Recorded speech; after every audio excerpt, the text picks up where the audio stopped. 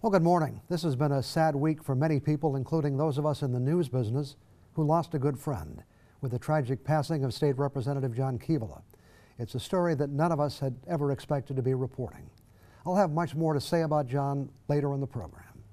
Our guest this morning also serves us in government. A conversation with our Congressman, Jack Bergman, starts right now. From TV6, this is The Ryan Report. Now, here's your host, Don Ryan. When the last election campaign got underway, Jack Bergman was not a household name in Michigan's 1st Congressional District. As a matter of fact, local political experts probably saw Bergman as the 3rd most likely candidate to win the Republican nomination. But by the time the dust settled in November, Bergman not only won the nomination but defeated Democrat Lon Johnson to retain the seat held previously by Republican Dan Benishek. Representative Bergman is our guest this morning. Welcome to the Ryan Report. Don, great to be here. Thank you. Nice to have you with us. And as I mentioned at the top, very tragic week here in this district with the loss of Representative John Keevala. Well, it is, you know, and my condolences and my heart go out to his family. And we also, of course, as you know, last week the Lake Superior State President, Dr. Plager, passed unexpectedly. That's true. It's been a sad week. It definitely has. I'll have more to say about John later in the show. Just a little bit about you. I think people probably learned some things about you during the campaign, but you've put a lot of emphasis on the fact that you're a general in the Marines. I think your career spanned about 40 years? 40 years. It was like so many things we have today, a hybrid career. 6 years active duty on the front end, helicopters, Vietnam, came back, got out, stayed in the reserves, and became a general later in the 90s, and last 7 years back on active duty after 9/11. And that gave you command of some facilities, I know? I had the largest command in the entire Marine Corps, Marine Forces Reserve, Marine Forces North, about 100,000 folks, headquartered in New Orleans. I don't know if you can confirm this or not, but according to Wikipedia, you're the highest ranking military officer ever elected to the United States Congress. Do you know if that's a fact? That's a fact. Okay, that's interesting. You know, with all of that history, successful careers, business, pilot, why did you ever decide you wanted to be elected to Congress at this point in your life? Well, it's a great question, and it's very relevant. People say, why? My wife and I are blessed to have 8 grandkids. They're all over the country, and we were sitting literally on the dock in Watersmeet wondering about the world we were leaving these next generations and discussing it.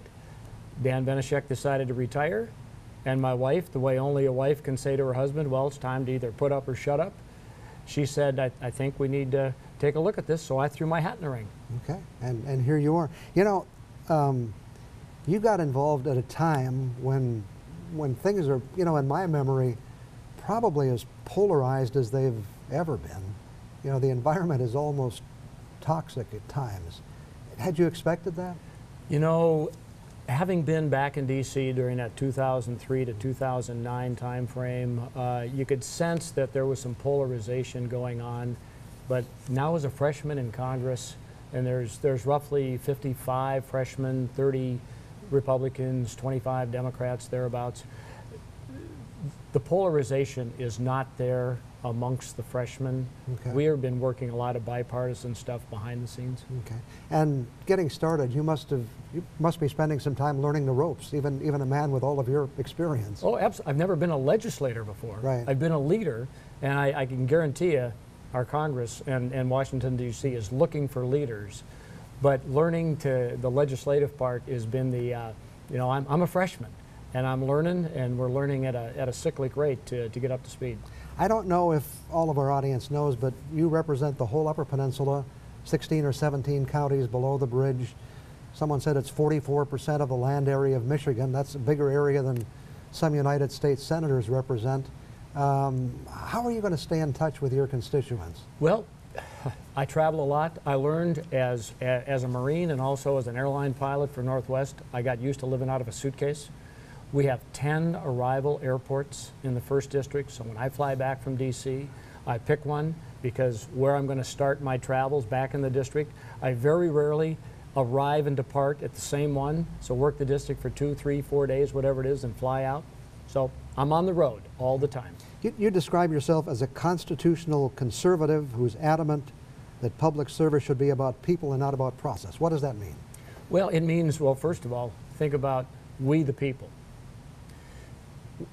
Our country was founded by people, by our founders who had studied every society, every governmental body prior to the mid-1700s, and they believed it was about the people, because if the people were in control through their elected representatives, that gave the best results. If you just rely on a process, things can change, and the process may not work anymore, but it's still in place. The people are still in place. And the House is really the people's house, isn't it? It is the people's house. Okay. Let's talk about some issues, and we'll at least get started here. Obviously, the biggest one has been health care. A vote was taken. You supported the legislation? I did. Why did you support it? Well, as a Republican Congress, a Republican Senate, and a Republican President, regardless, we owned the health care. We do now own the health care in this country because we are in charge. We could have done nothing, and 2 years from now or 3 years from now said, well, see, we told you it was failing, but we didn't do anything. Well, that's in the military called dereliction of duty. We know that the Affordable Health Care Act wasn't affordable. It's collapsing on itself. States, one by one, are losing insurers. There's not providers available, so we had to do something. I supported the repeal and to replace it with something that actually is more patient-centered, state-centered, without the federal government one-size-fits-all solution. What would you say to the person out there who's not politically motivated but is just concerned about their health care and worried where it's going? Well, I would suggest number one, where are they getting their health care now? If they're part of the 93% of Americans who get their health care either through employer-provided insurance, Medicare, TRICARE, there's going to be no changes in their health care delivery. We're talking about 7% of the American population that was brought on to different systems. They will be taken care of in whatever systems move forward with establishing the fact that, yes, there are pre-existing conditions that exist. They're going to be covered, giving states the ability to deliver health care in a way that works for them. Okay. Got a couple more questions on that and a lot of other questions. We'll get back to those in just a couple of minutes. Back with more on the Ryan Report after this break. And these are those moments.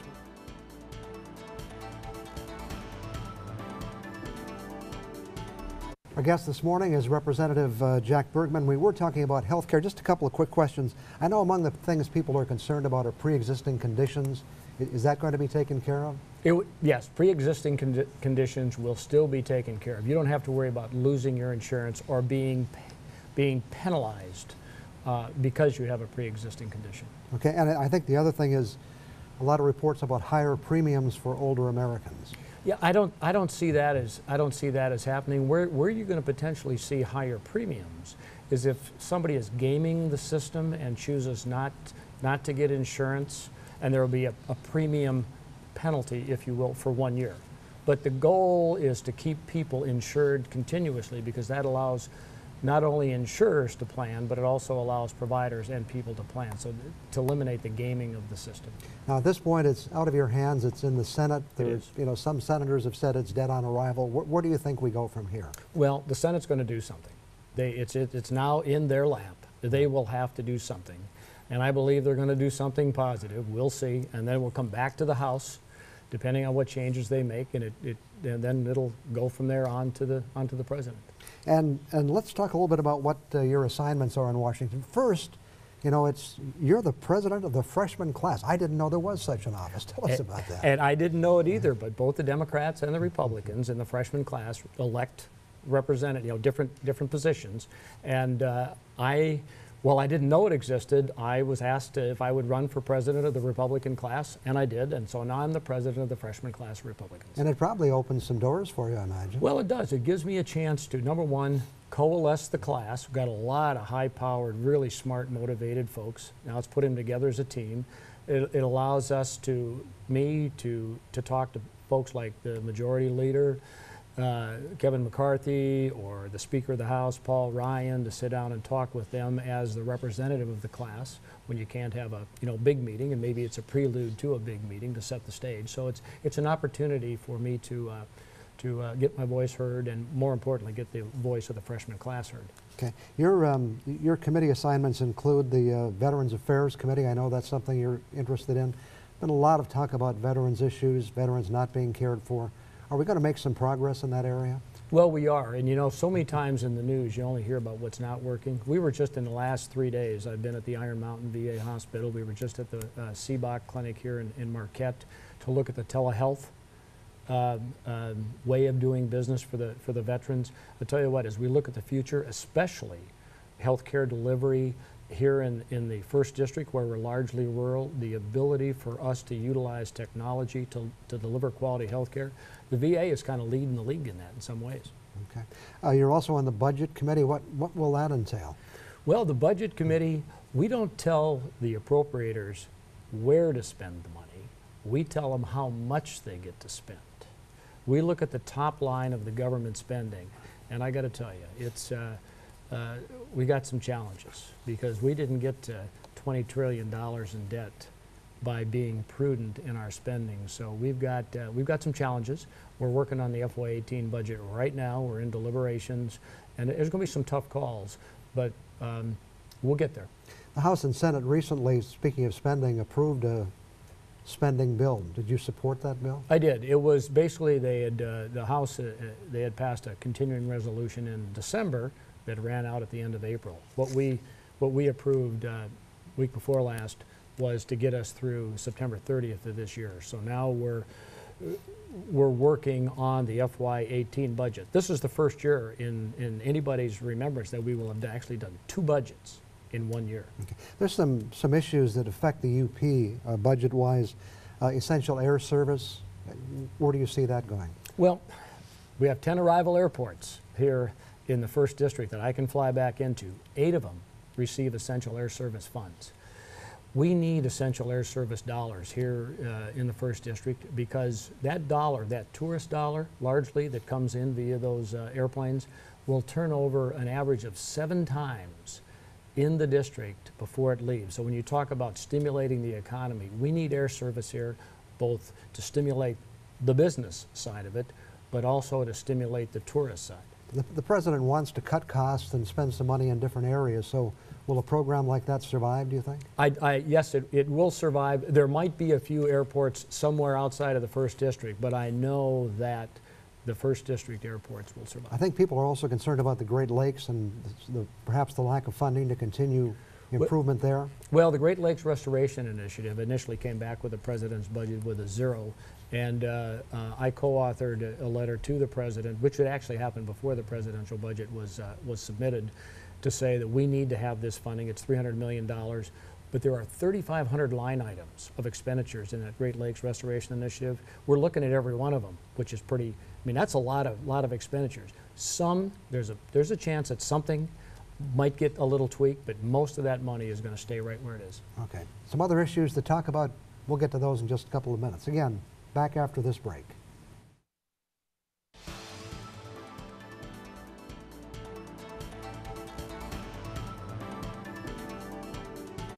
Again, we're talking with Representative Jack Bergman from Michigan's 1st Congressional District. Couple of quick things. The President fired the FBI director. Any reaction to that? Well, you know, not really. The point is the FBI needs to run smoothly. The President has responsibility for ensuring the highest leadership at all levels, and I'll wait to make comment on that till I see some more of the details. But the Senate committee is working hard to take a look at all those things, so okay. It'll be turned over. Let's talk about foreign issues. North Korea. How concerned should we be about what's happening there? We live in a world where we, whether we want to or not, are the acknowledged leader in the world, so we always have to continue to step up to lead by example. North Korea is an example of a society that's been suppressed, repressed for decades. We just have to be very vigilant to make sure that they don't do something stupid. That's why we're partnering, with other countries.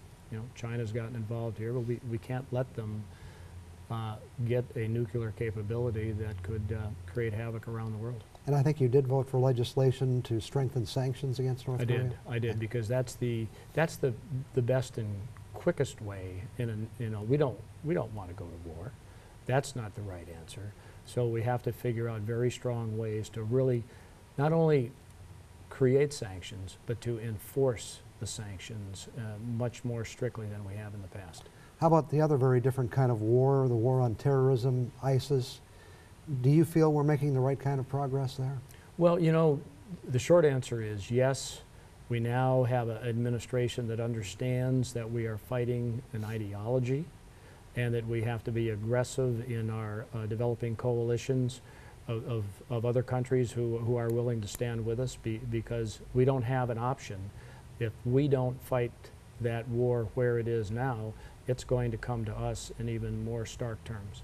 You know, it was that war, I believe, which took us into Afghanistan. It seems no one has ever been successful in going into Afghanistan. Are we going to be?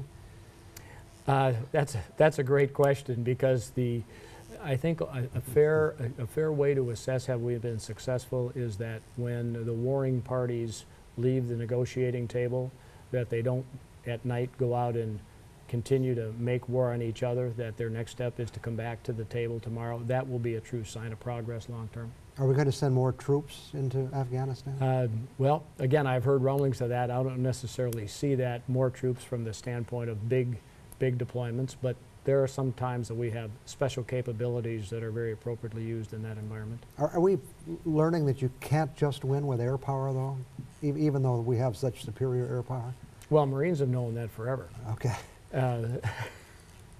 You need to have boots on the ground, face to face. That's what humanity is about. Okay. What about national defense? President Trump has talked about spending more money on the military. Is that needed?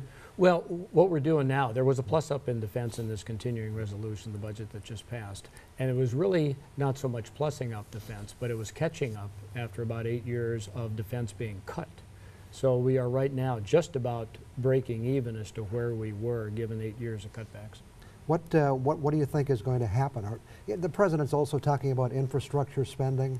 You know, these are obviously our infrastructure needs repair, but can we afford it? Can we afford to re-equip the military? Can we afford to deal with infrastructure? Can we do all these things?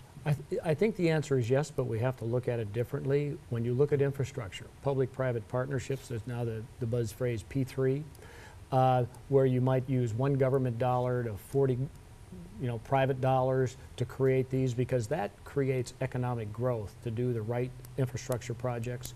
The SULOCs, a great example of an infrastructure project that is well overdue. The Army Corps of Engineers is going to be releasing an updated report here sometime this summer. I've already had several meetings with them. The Michigan delegation is involved with this. In fact, we're going to do a tour of the SULOCs here 2nd of June.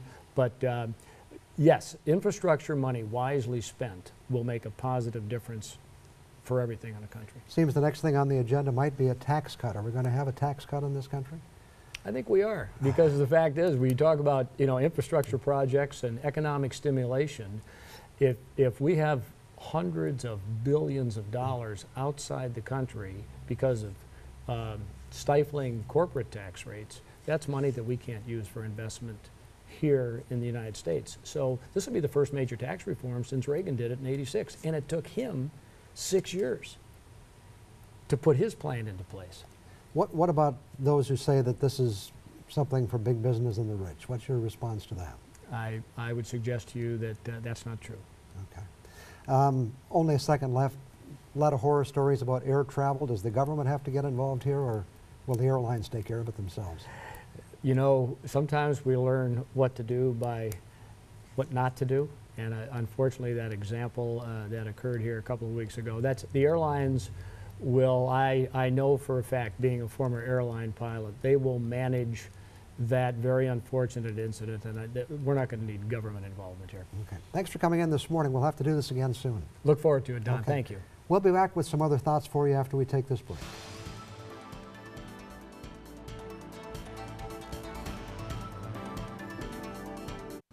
You know, we typically end each of our shows with something on the lighter side, but this week that's just not possible. Like so many others, I was deeply saddened by the tragic death of State Representative John Keevala. John and I served together for several years on the Marquette City Commission. We worked together on some projects, and he was one of the early guests when I returned to this show, and he was back on other occasions. During our time on the commission, we occasionally had a friendly debate, but that didn't change the respect I had for John.